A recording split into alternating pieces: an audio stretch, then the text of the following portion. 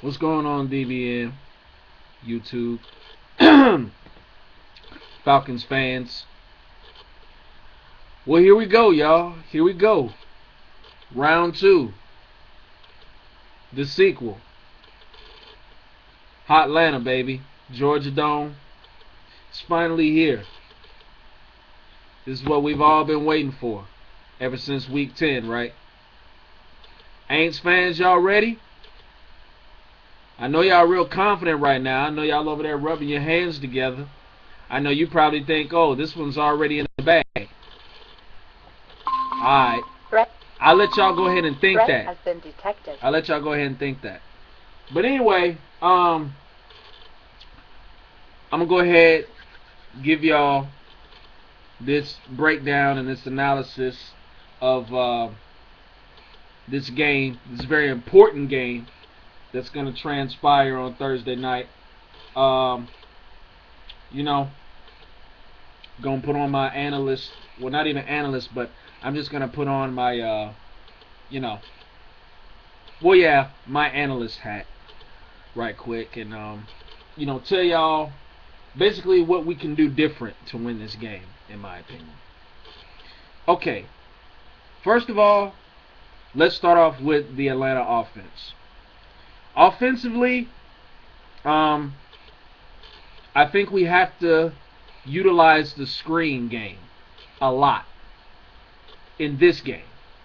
It worked for us last time. We were able to get Jacquizz going with those screen passes, and he was able to juke and jive and, you know, duck and dodge Saints defenders, and he got some really nice gains off of it. So I definitely think the screen game will definitely have to be utilized.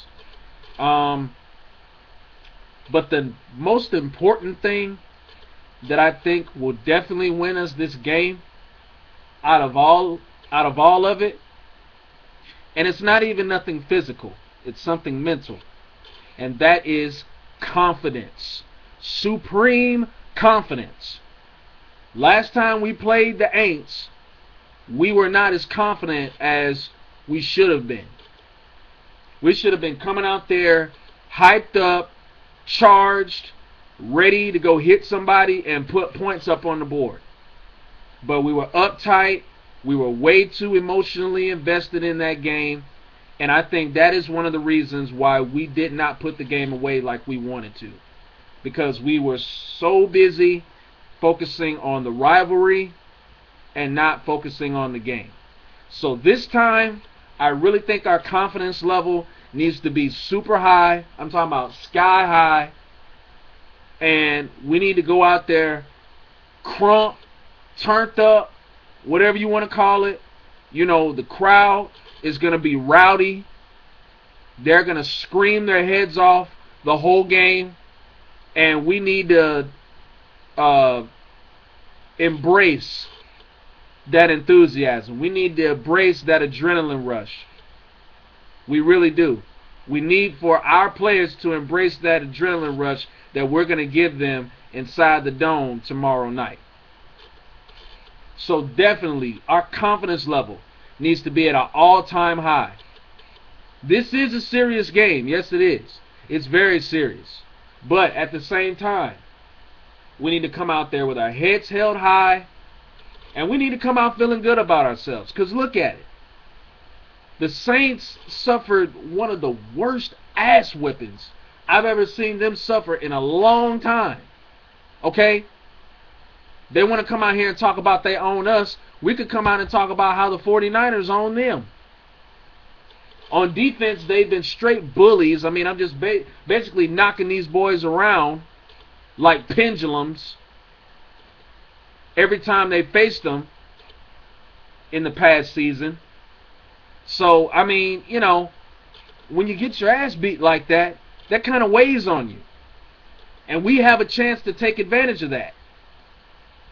Like I said in my previous video, the 49ers softened us up. And now all we got to do is come out and pick up the scraps and get what's left of the Saints. That's pretty much the mindset that we have to have. But anyway, going back into the game. So, my first main two elements of winning this game, or ways to win, was confidence and screen game, or screen pass, whatever you want to call it. Okay, now, another thing, as far as the offense is concerned, we have got to run the ball. I don't care when we do it. It'd be nice if we could do it early, but I'm not an offensive coordinator. Y'all are not offensive coordinators, so we just going to have to see what Dirk Cutter comes up with as far as the run game is concerned. But the running game does need to be revealed in this game a lot. Because I believe, when we last beat the Saints, which was in 2010, which nobody remembers anymore, because everybody likes to make perception their reality, right?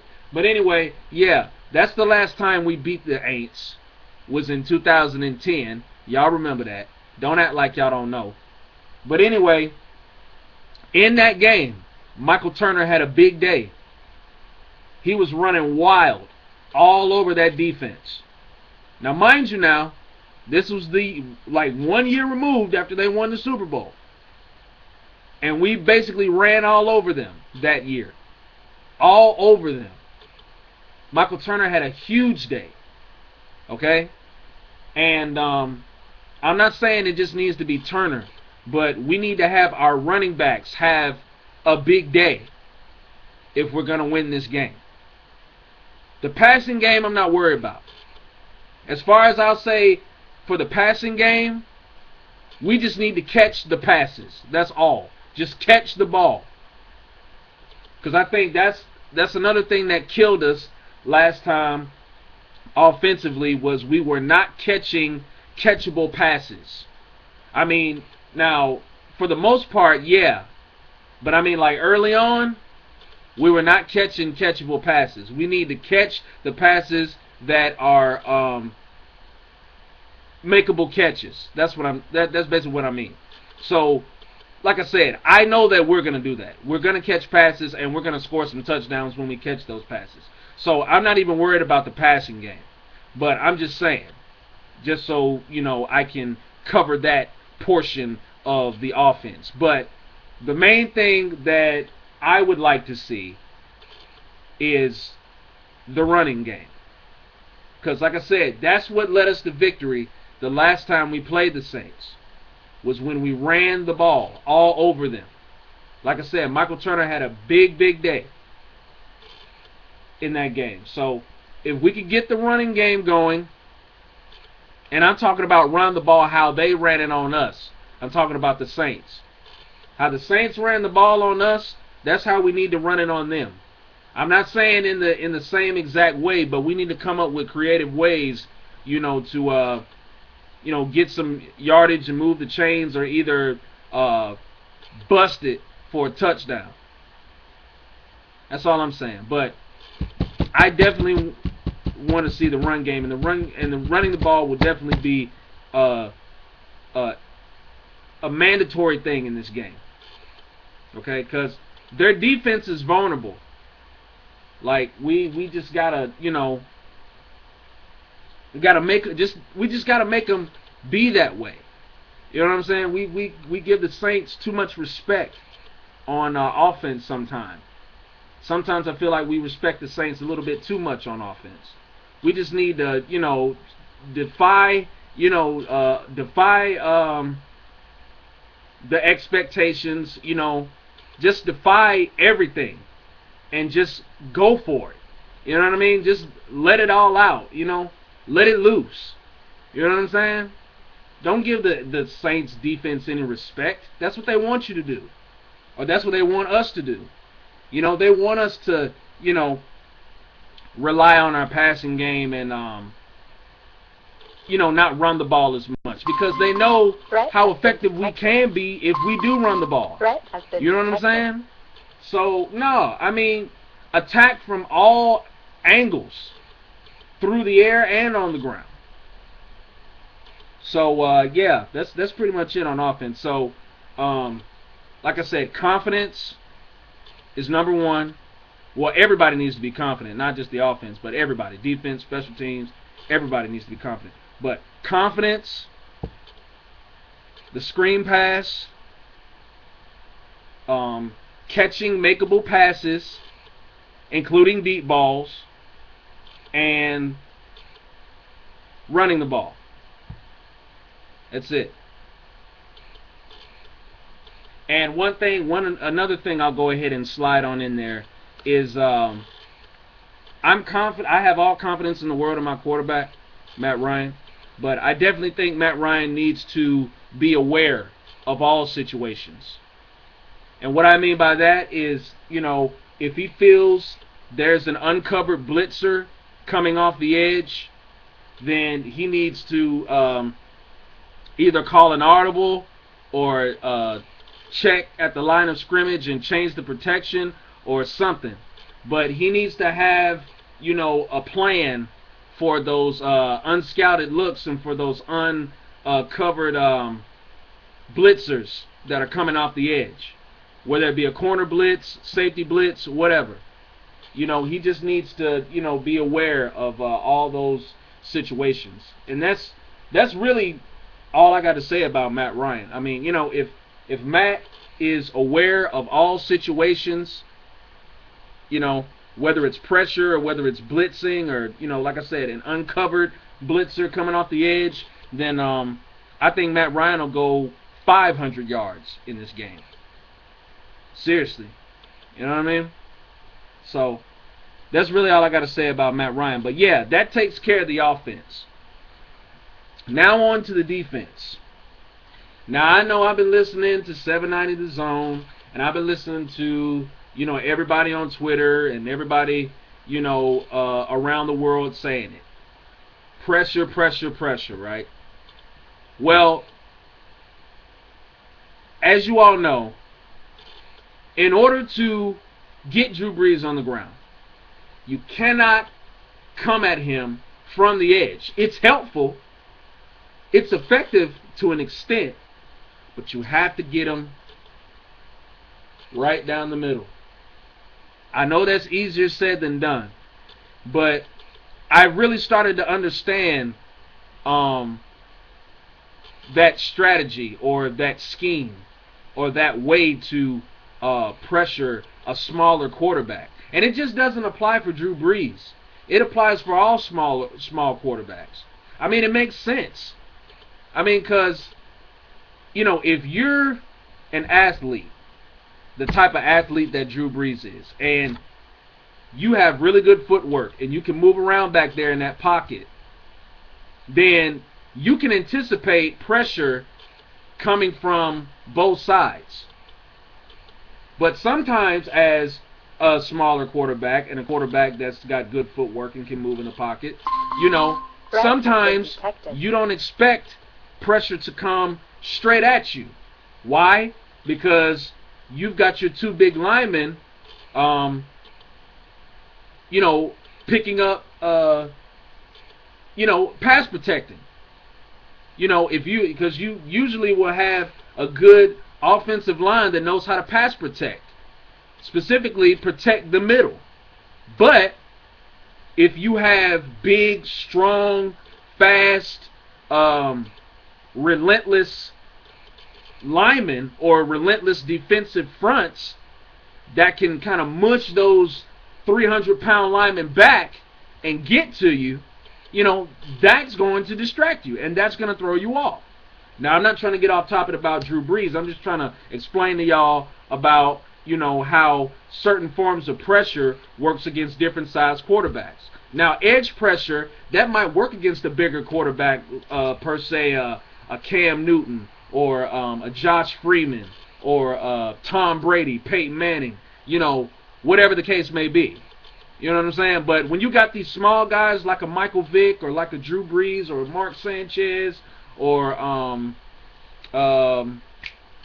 Russell Wilson, Robert Griffin, you're going to want to attack them straight on. You want to come right in their face. Because like I said, they're not expecting the pressure to come from that from the line of scrimmage most of the time. They're mostly trained to avoid pressure coming from either the left side or the right side, from the defensive ends, because, you know, traditionally that's where the pressure is supposed to come from.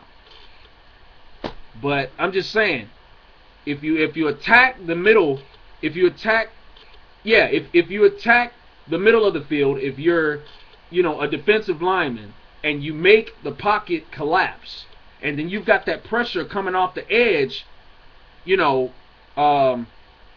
you're going to already have that quarterback distracted because, you know, you're pushing those linemen back, and so, you know, you're making the quarterback hold the ball like 5 seconds longer, and he's got to actually crank his head over everybody to see what the hell's going on.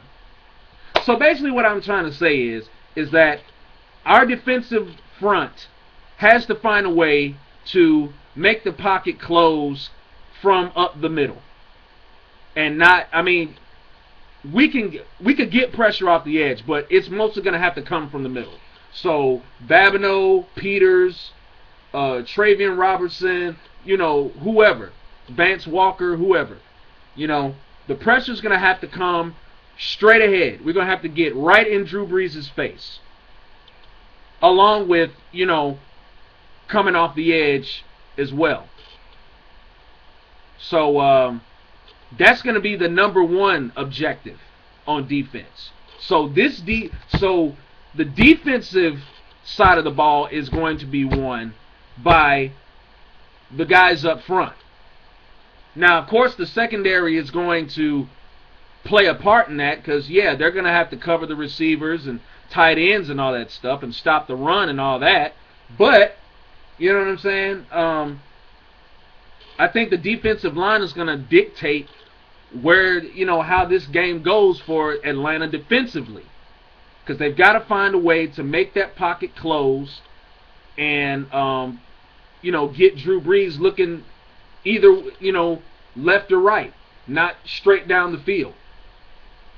So, yeah, I think straight ahead pressure, that's what I'm going to call it. Straight ahead pressure from the D-line.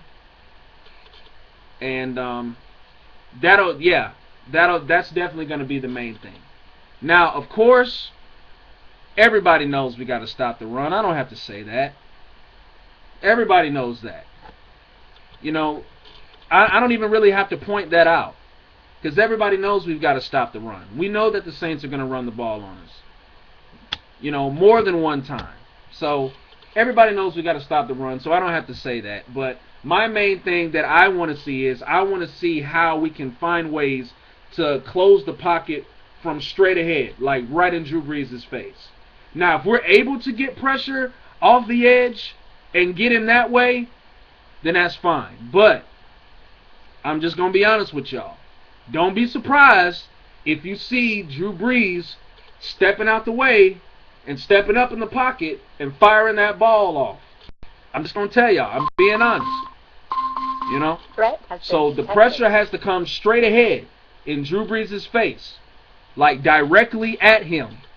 That's why San Francisco was so successful. That's why Denver was so successful. That's why Kansas City was successful, because the pressure came from straight ahead as well as off the edge too. If you really look at it, it really is like, you know, common sense if you really know football like that. But anyway, yeah, that's really it, man. I mean, if the pressure just comes straight in Drew Brees' face, I mean, you could pretty much take the receivers out of it. You know what I mean? And, you know, I guess I'll say for the secondary, like I said the last game when we played the Saints, physical, physical, physical. Now, again, going back to the San Francisco game, and I know this video is 19 minutes long, and it's getting a little bit long, but I don't care. It's the Saints. I don't care. Y'all AINTS fans want to complain and bitch about how long my video is? Suck it. Bite me. That's how I feel. Shoot, I'm going to talk as long as I want. And I'm going to be talking even more after we beat y'all. But anyway, let me go back to professional mode. But anyway, yeah, for the secondary, physical, physical, physical. Again, not harping too much on what San Francisco did, because we're not San Francisco.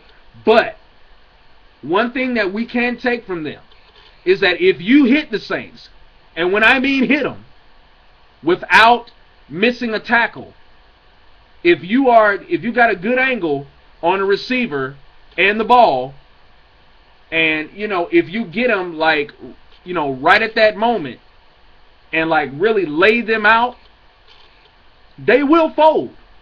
The Saints do not like to be hit. I noticed that.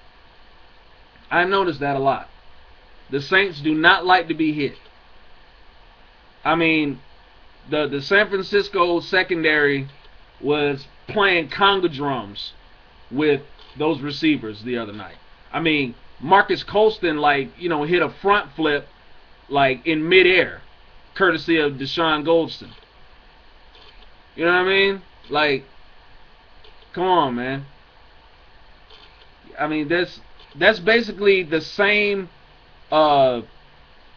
strategy that we have to do. We have to come up and we got to hit these guys. But the thing about it is, while trying to stop them, not hurt them, but stop them, we've got to, wrap up.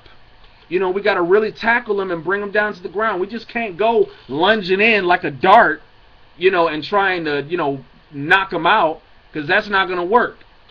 Because, that's just being over aggressive, and they're going to exploit that. But, if we're going to stop these guys and if we're going to hit them, we've got to do it in a technical way, and we got to do it, with a good path to the player and the ball. But like I said, if we're going to hit these guys, we've got to wrap them up. We got to take them to the turf with us. Not us going to the turf and them sliding by, still running down the field into the end zone. No. If we're going to hit these guys, we got to wrap them up and take them to the ground with us. Period. Period. So that's really all I'm going to say about the secondary. Just, be physical, be bullies. You know what I'm saying? Punk those boys around, similar to how San Francisco did. Like I say, man, if we hit these guys on defense, if we stop these guys, if we really put like one good lick on these guys, they will not recover. They don't like that. They don't like to be hit. Okay? But if we don't play physical with them, then, they're just doing, what they think that we always do. But anyway, that's pretty much it. And oh yeah, as far as Jimmy Graham goes, all I gotta say is jump him. And when I say jump him, I mean like, if you know that it's Jimmy Graham time, like either on like third down or whatever, then yeah, we need to have about like 2 guys jumping that dude. For real. And I'm talking about 2 guys that can actually keep up with him and that's athletic enough to stay on him. But definitely, we need to jump Jimmy Graham. He needs to be non-existent. We don't even need to know that they have, a superstar tight end on the field. That's how non-existent he needs to be. We don't even need the commentators to call his name. For real, for real. Okay? I would much rather have Lance Moore, the slot receiver, beat us than Jimmy Graham. No, I take that back. I would rather have Lance Moore beat us rather than Marcus Colston and Jimmy Graham. So, like I said, man, just jump Jimmy Graham, man. Like, have like 2 or 3 people on him and just jump that dude. For real, for real. Just jump it. And that's pretty much it, man. So, AINTS fans, get ready, because this is your judgment day, and these are your last rites that the Falcons are giving you. And like I said in the previous video, man, it's done. Ain't no coming back after this. Round 2 is ours. This is no coming back. You know, you're done. Once and for all. This is it. Okay? We end you for good on Thursday night. So y'all better say all the who-dats and, you know, play all the little trumpets and dance and, you know, do whatever you got to do. Because I'm telling you, man, after Thursday night, it's over. The party's over.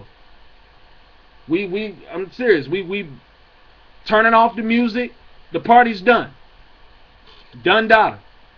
For real. And like I said, I know this has been a long video. I don't care. Saints fans, anybody who got a complaint about my video,